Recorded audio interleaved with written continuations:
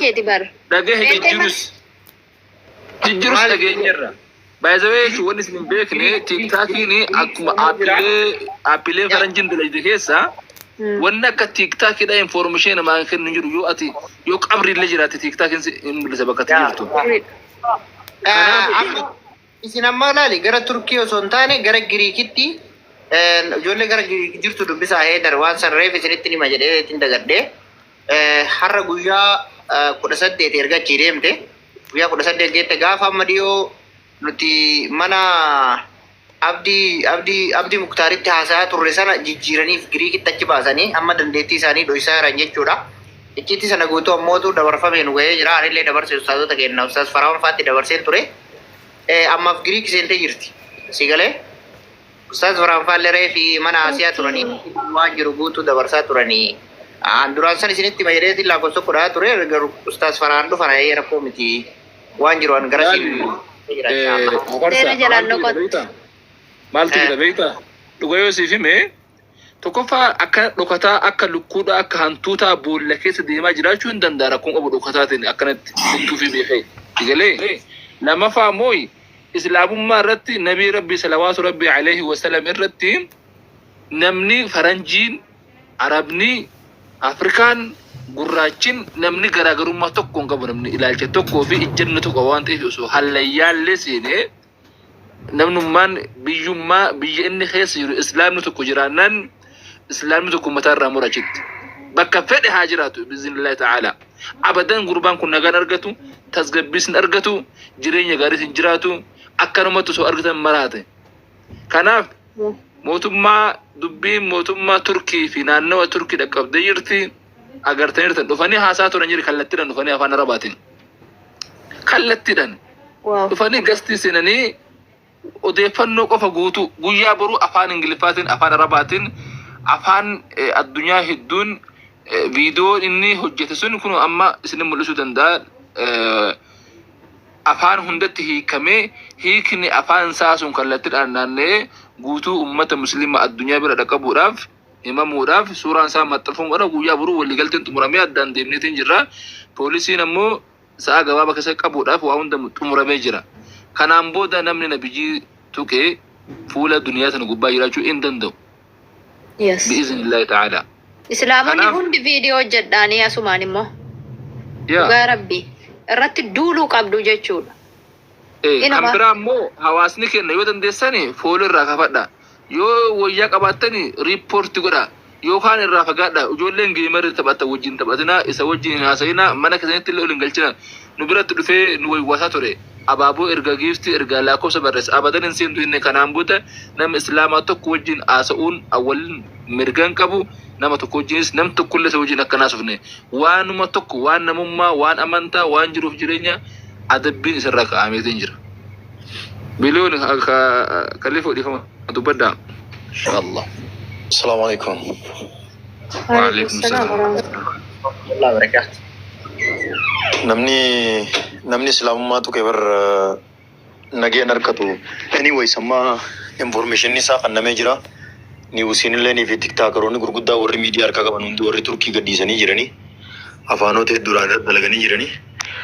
Nuti asirraa dubbachuun amma bakka waan bakka jechuun inni barbaada haala bareedaan deemu jirti dubbiin isa ittuma dhiisamee akkasi namni amantaa qabu namni kiristaanaas ta'e musliimaas ta'e namni amantaa ofii jaalatu qabu amantaa namni biraa jaalatu hin tuqu namni barate yoo dhugumaan amantii dhugaa taate amantii isaanii amantii dhugaa taate akkuma nuti amantii keenya jaalatu namni biraatillee jaalata jaanii arrabsoo fi waan akka isanii dhiisa namni chaalenjii barnoota qabu dandeettii qabu muuxannoo qabu dhufee nama amansiisee gara isaanii nama geeffachuu danda'an yalla karaan banaadha yookaan xiintaan mallattoon arrabaa dadhabbiin agarsiisa arrabni dadhabuudha agarsiisa sun bakka hin danda'an islaamummaa tuquun hin danda'amtu tuma dhiisaa isin mee inshaallah asirratti information kan nuufi tuma dhiisaa isin namni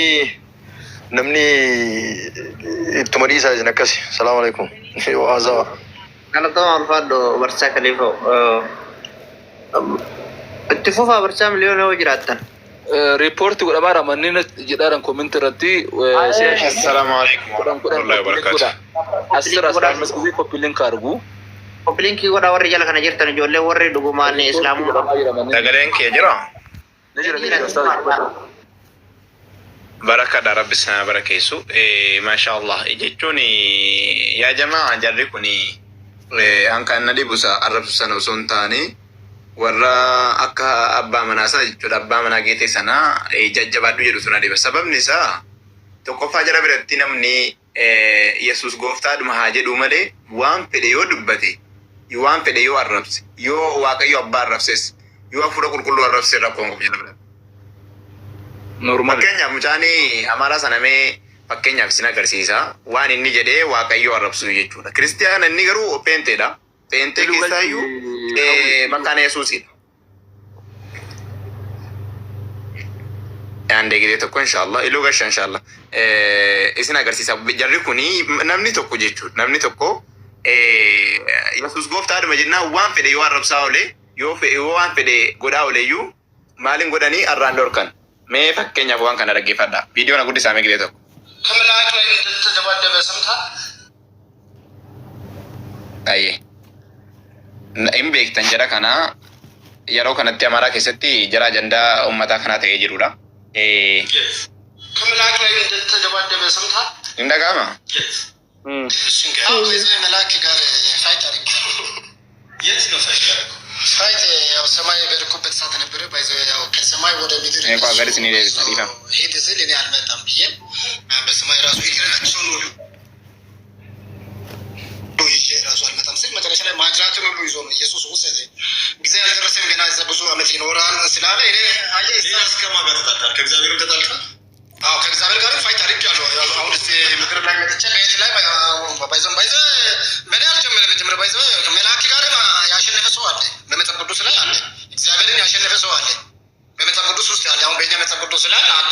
ዘፍጥረት 32 24 እስከ 29 ትንቢተ ሆሴዕ 12 ቁጥር 5 ላይ እሺ እኔ ደግሞ ልቀጥል።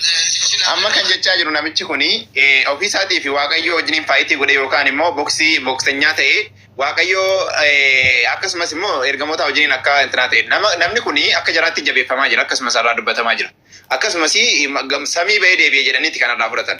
Fakkeenyaaf namni kuni anabichaa miti macaafa keessatti iyyuu kan erga waaqayyoodhaan wallaansoo yookaan immoo waaqayyo injifateetu jira jedhee irraa dubbata. Namni kun peenteedha. Guyyaa tokko namni irraa dubbate yookaan immoo wanni kun dogoggora jedhee irraa dubbate hin jiru. Maaliif jennaan waan inni Yesuus gooftaadha jedheef. Waan fedhe haa dalagu jara biratti waaqayyo isaa rukutu waaqayyo isaa arrabsu jara biratti rakkoon qabu. Subhaanallah waan isin dhibu keessaa jarri baay'ee waan kana irratti hin jajjabeessan. Waan kana irratti maal godhanii hin jajjabeessan. Gaafa jarri waan kana irratti waan baalagee kana irratti jabeessan immoo kan isaanii irratti dantaa isaaniiti. Nuti waaqayyo jechuun nu biratti Allahadha. Allahadha namni tokko wallaansoo gaafa qabe jedhu tokko keenyaatti ni beekna.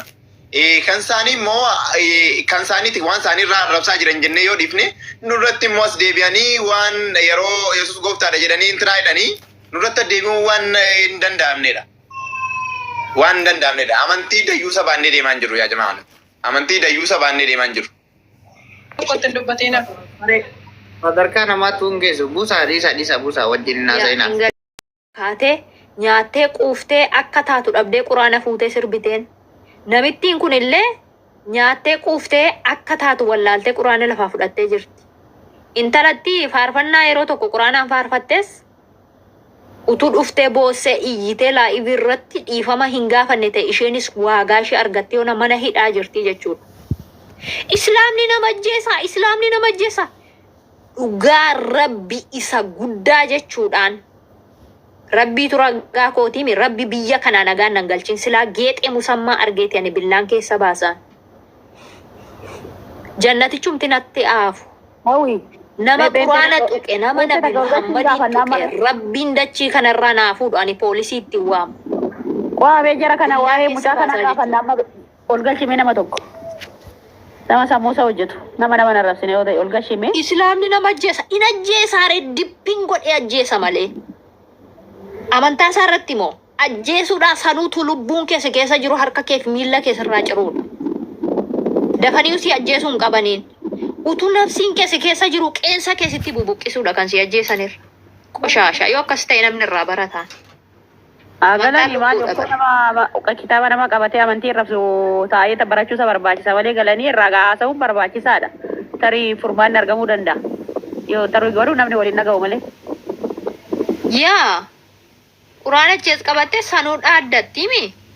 Okay, ishee akkasii kana gatii isheetti agarsiisuu danda'uun seeratti geessuu miti kana.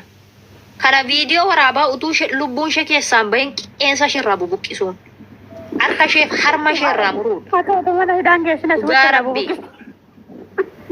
Foona haadha koo silaa naa mijatee moo silaa ana hawwiin argee moo? Lakki bu'ani poolisii irraa dhimma hin qabu silaa argadde? Hoo! Qoostaadha. Ijoollee hawwii shaada qabatu malee yoo dhugaa dubbatanii hin danda'amu jechuudha moo dirqama shaada qabachuu barbaachisaa dhugaa dubbachuuf. Ani shaadaa qabadhee dhiisee quraanni onnee kiyya keessa na jiran islaamummaa nan jaalladha. Islaamummaa nama tuquu hin fedhu. Kana beekaa. Okay? Nama takka nama tuquu hin fedhu. Kanaaf mee warra sodaa dhufanii kanarraa mee wangeela hin jaalatu natti fakkaatee miti reemee kun wangeelli gadi garagalee jaa fi obboleessa kana wajjin mataan gadi garagalee. Islaamni koo kunoo kaartoonii ishee yoo kabajee fi wajjin jiraataa miti waa'ee kaartoonii ishee sun akka kabajamu yoo barbaadde nuuf haa kabajamu yoo ta'e kaartoonii ishee kana karaa nagaa ol deebifamaaf jechuudha. Islaamni kunoo kaartoonii abbaan bara harreen keessatti dubbatte yoo kabajee wajjin jiraataa jira bara. Kan sagaleen harreen keessa jiru. Akkas balaqqamtu. Maal jedhaarta? Mootummaan kee maa inni kan akkas balaqqamtu? Gootummaan asumarraa balaqqamta malee lafa geessuun qabdu bar. Lafan ga'u in argitaan utuu dhiira taatanii jechuudha kototaame ofirra buustanii hin dubbatan uummata namatti hamanu jechuudha dhaggeeffadhuun. Lafuma geessu tokko hin qabdu ati hudduu hajaa baattee raattee hudduu hajaa samaa. Hudduu hajaa kan baatu sii bar hudduu hajaa najasa bar wangeela kee keessaa dhiqadhu kan jedhu fidi ragaa. Wangeela kee keessaa dhiqadhu kan jedhu hin jiru bar xirooftu dhiqannaa uummata islaamaatu sin barsiise isin jechuudha. Warra waa'ee lubbuu malee waa'ee hudduun beeknodhe hudduu hajaa hudduu ji'a tokko udaan gogaa hudduutti baatee deemuudha isin beekan. Na amantaa kan. Baraati faa jechuudha nama haadha manaa waliin bulee ganama utuu hudduu kee dhiqatini qonnaaf haa deemuudha yoo na bar. Si galee amantaan dirqama sitti hin goone kaa dirqama hin qabdu bar dhiqachuuf. Jarri garuu utumayyuu bishaan jibbanii laazim dirqama amantaa isaanirra kaayee waan jiruuf laazima dhiqatu jechuudha. Giddi isaanitti dhiqatu. የመጨረሻ አት ባለጌ ኒቲ ባለጌ Baalageen si qoshashaan jedhe bar wangeelli kee hudduu dhiqadhu siin jedheera ragaa fidi. Wangeelli kee hudduu dhiqadhu siin jedheera yoo ta'e ragaa baasiin uumaxxansiin. Ati hudduu hajaa baattee jechuudha amma tuqaaman si bira gaani si bira hin darbani bakka hin taane yoo xiraa'aa jechuudha. Nama haadha manaa kee waliin bulee jechuudha akkasitti ka'uudhaati. Guddis badiin si qoshasha. Baalageen namatti amanuu caale maatti Guddis badii namaati ati biyya kee keessaa biyya Ati namatti amantaan siin jedhe bar nama akka kee nyaatee haguutti amantaan siin jedhe bar. Dhageessanii nama akka kee nyaatee haguutti amantaa sanumaayyuu immoo akka waan abdii jannataa qabdu akka waan abdii jannataa qabduutu nuti waa'ee lubbuu malee waa'ee hudduu yaannattee hudduu hajaa hudduu xirraa baattee deemti. Sigalee hudduu kee miti harka kee fuula kee namni ilaaleyyuu minaan hin nyaatu xiraa.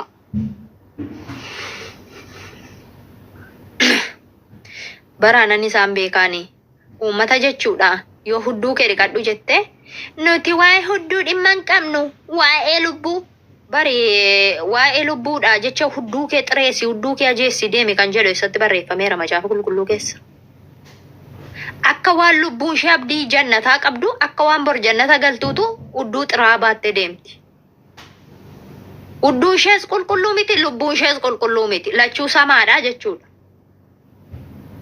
Okay? Lachuun sama hudduun kees lubbuun kees bakka hin qabu ajaa. Lubbuun kees ajaa uftaa waan ta'eef.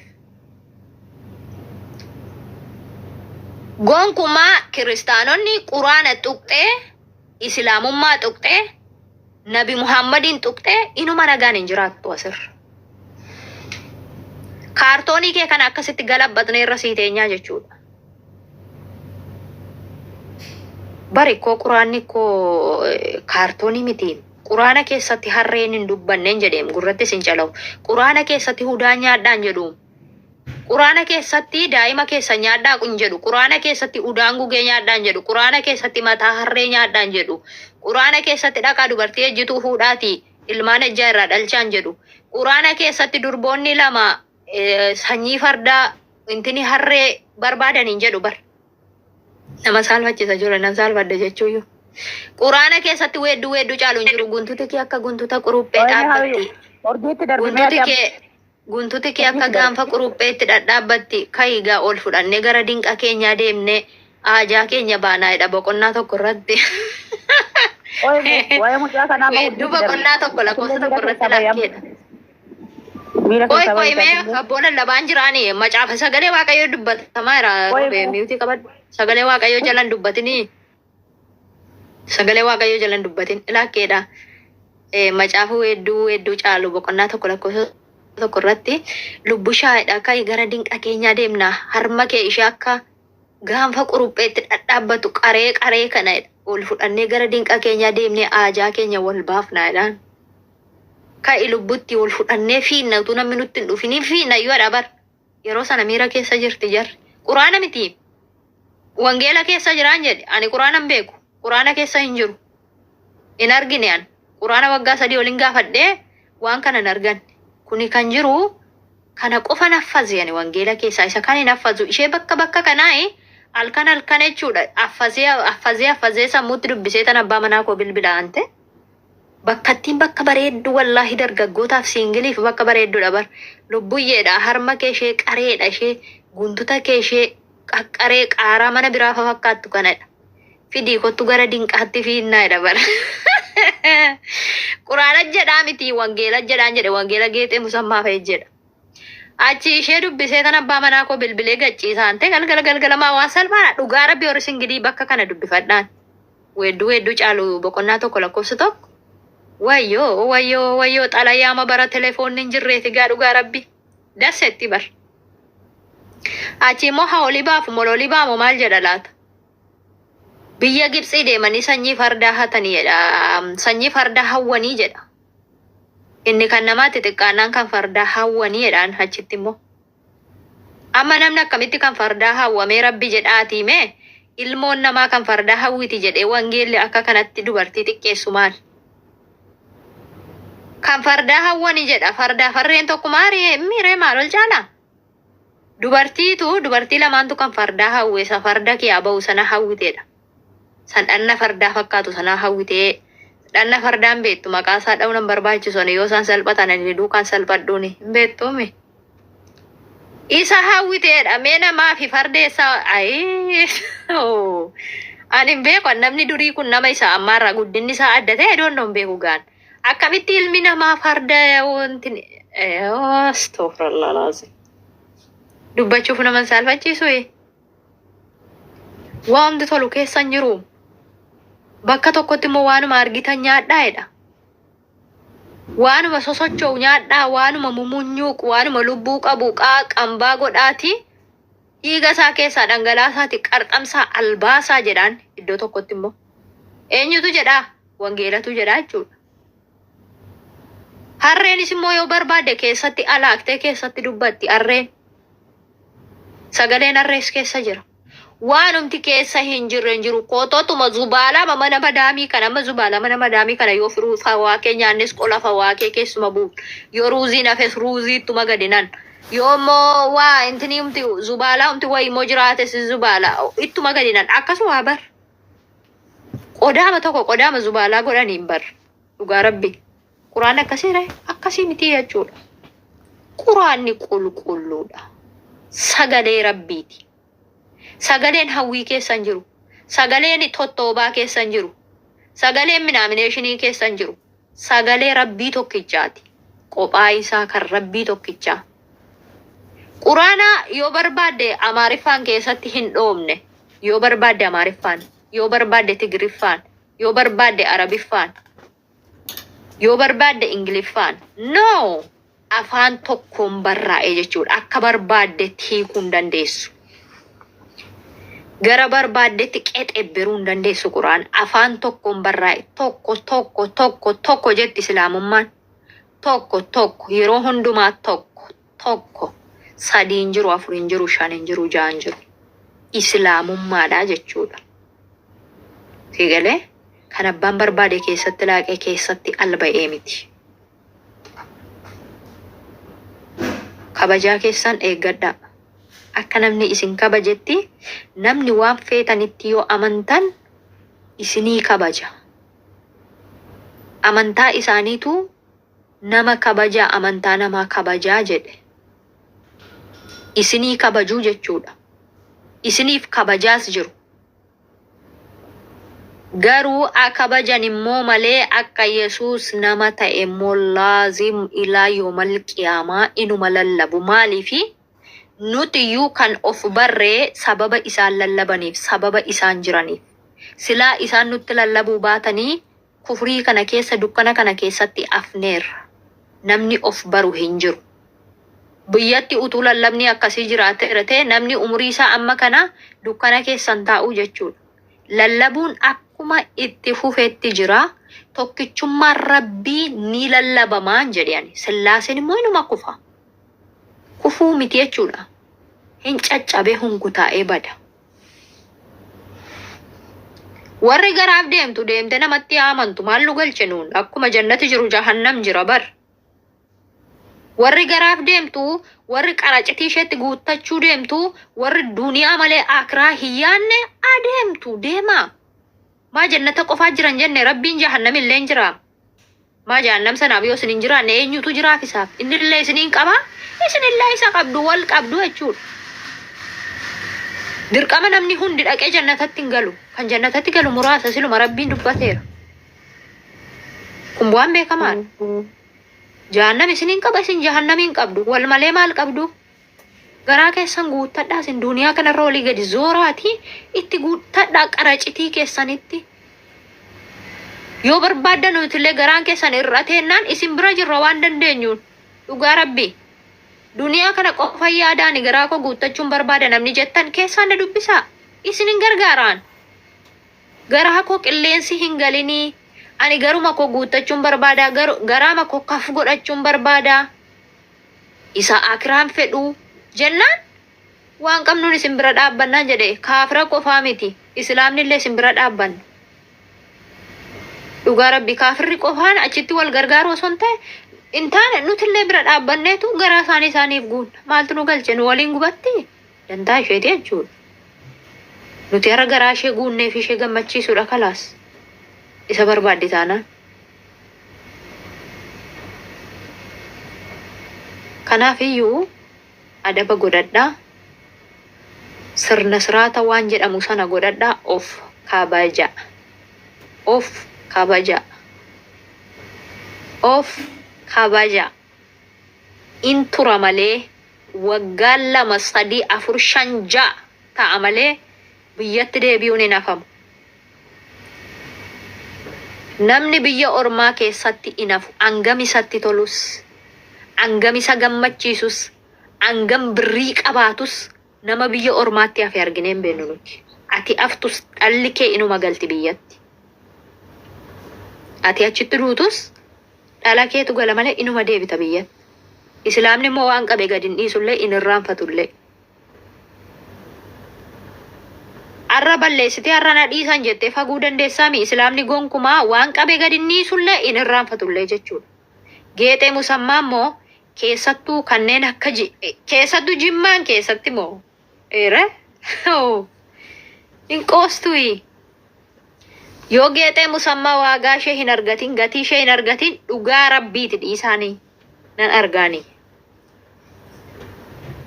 Jaldeessattiin immoo geexa yoo na dhagaa jiraatte jaldeessi itti tuttuqattu kun karaa iimoo karaa keessa jedhi isin jettu kun gaafa tidhaxxee qilintoo seente gaafa tidhaxxee qaallitti galte achi buutee achi jirtaa keessin hin yaafattu.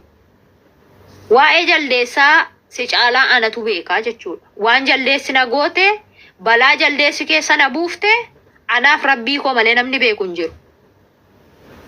Itti muddinaa jettee karaa inboxii viidiyoo namaa sheerii natti goote kana irratti viidiyoo hojjedhu kana harrabsi kana akkas godhi naan jettee jechuudha. Balaa jaldeessattiin gaambeellaa faajii moraajii daajii moo maal jedhan ishee waan isheen narraan geesse anaa fi rabbii qofaaf beekaan. Siinis jechuudha qaallitti musammaa intala musammaa jechuudha dhaggeeffadhu. Gaafa ati qilintoo keessente maammeen maal jedhani maammee gaafanni ustaazotaan rabsee morma ishee qabanii qilintootti darbatanii gaafa biyya galtu inni sila uxa wal waallee dhaadhaniime inni sila wakkanaa jedhan. Amma namitti waan ittiin as deebitullee dhabde birriillee silaatuu yaadaniifiiti gaafa sana aizoo jedhanii jala taanii taaptaabii godhanii maal jedhanii gaafa inni ustaazotaan rabsu maal jedhaa turan garuu gaafa inni qabamee biyya galu silayyuu akkana silayyuu maalidha silayyuu eenyuutan rabsedhe maaloo geexee musammaallee akkuma kanaa jechuudha. Geexee musammaas gaafa qabamtee qaallitti seente maal amantaan keenya neeyyamu sila Sofiyaa rabsiteetti jaldeessi jechuudha as deebite. Ani waa'ee jaldeessaa nan beeka baay'isawwee.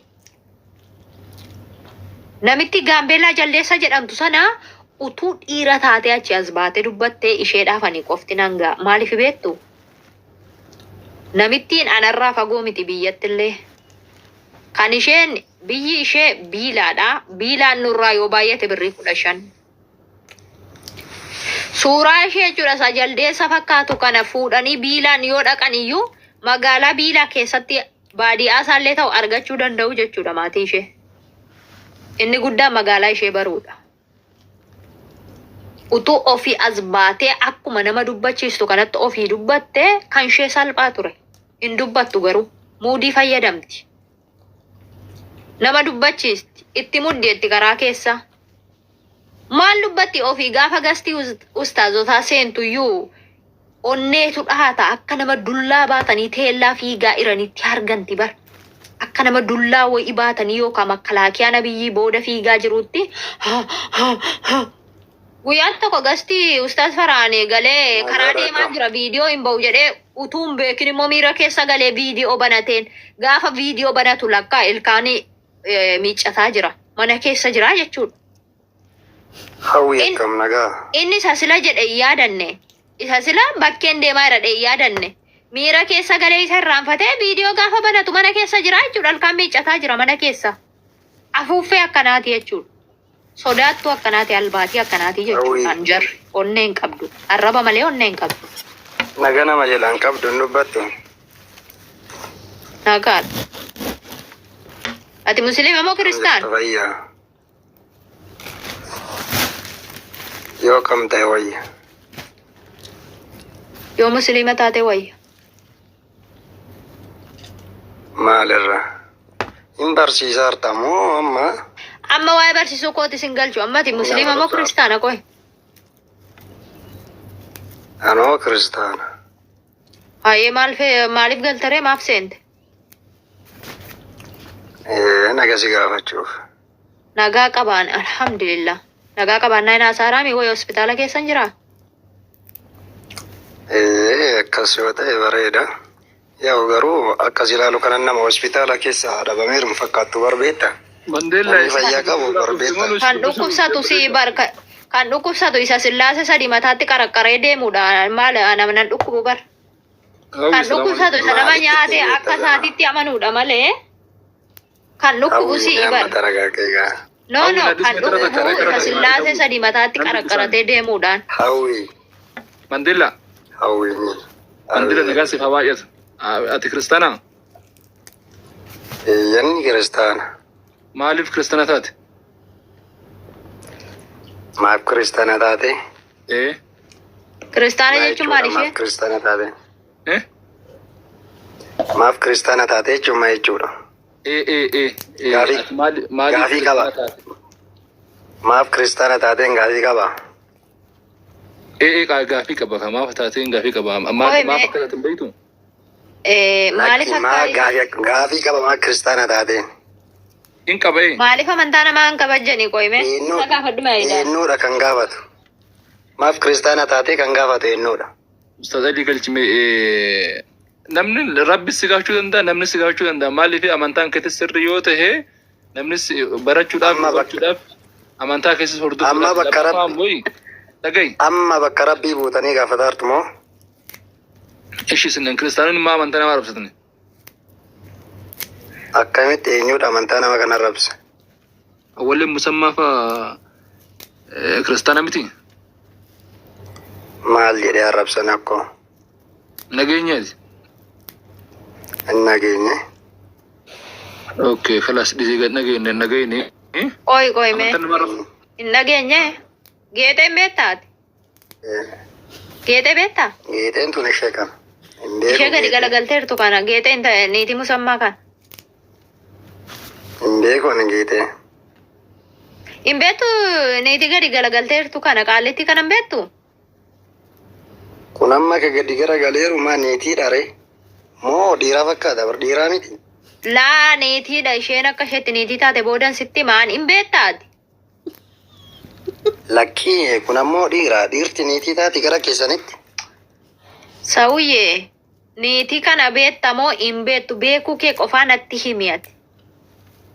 سلكي والقلقل شلالي مندي والنالس Ol galagalchii ilaali bilbila kee gadi galabbati. سلكي قلبت سلكي Lakkii amma ishintu galabbate waan ishin galabbatettaniif amma يوكا قلت يوكا سلكي قلبت إلالي وبلسو يوكا قلب سلكي قلبت إلالي يوكا في قلبت أميلالي أكسب لي سيفين قلب كنتي Ofii galabbatamtee haa ilaatu. Ofii galabbatamee ilaali madde. Kooyi ishin amma gaafii tokko sinaa gaafadhu ani mee amma isin erga ol nu baaftanii Gaaffii maal gaafata? hawwii hawwii ati amma gaafiin tokko an si gaafadhu ati fakkeenyaaf namni amantii namaa yaa'u arrabsuu danda'a garuu amantii namaa arrabsuun dhorkamaadha hin danda'amu. Amantii nama arrabsuun dhorkamaadha. Maaliif quraana rabbii arrabsitu reese? Ayyee Isaaniyyuu kaartoonii Ayyee, kana nu kabajaniitu nu waliin jiraataa jiru. Maaliif arrabsitu quraana? dhageeffadhu kaawwii hin jarjarini. Suutuma jedhi dubbadhu maaliif yoo suuta jette Bara dheeraa suuta jedhanis ni waliin dubbatan isa sossobbaa keessan ustaaza bira deema. Isaantu isin sossobee si waliin haasa'a ani isan danda'u okee? Achi garee shaadaa dhaqi ati isaanii. amma Isaani amma waa'ee kan amantaati. hunda isaa danda'u malee an akka isaaniitti si hin danda'u Hawwi. beebi dhaggeeffadhu ati. Maaliif arrabsitu quraanaan hawwiin si jedhe? taragaaggaatu hawwiin taragaaggaatu suuta ittiin dubbattu moo Kottu boodaalachaadha. Jana wayii dhufamu sila Baasuu balleessite silaa waan wayiin timaan jedheeti maa baasteeti baasuu sana balleessite silaa waa gaafadhadheeti. Jalqaba irratti assalaamu alaikum warahmatullahi wabarakatuh warra as keessatti nageenya isiniif haa ta'u obboloota kiyyaa fuuraallee warra as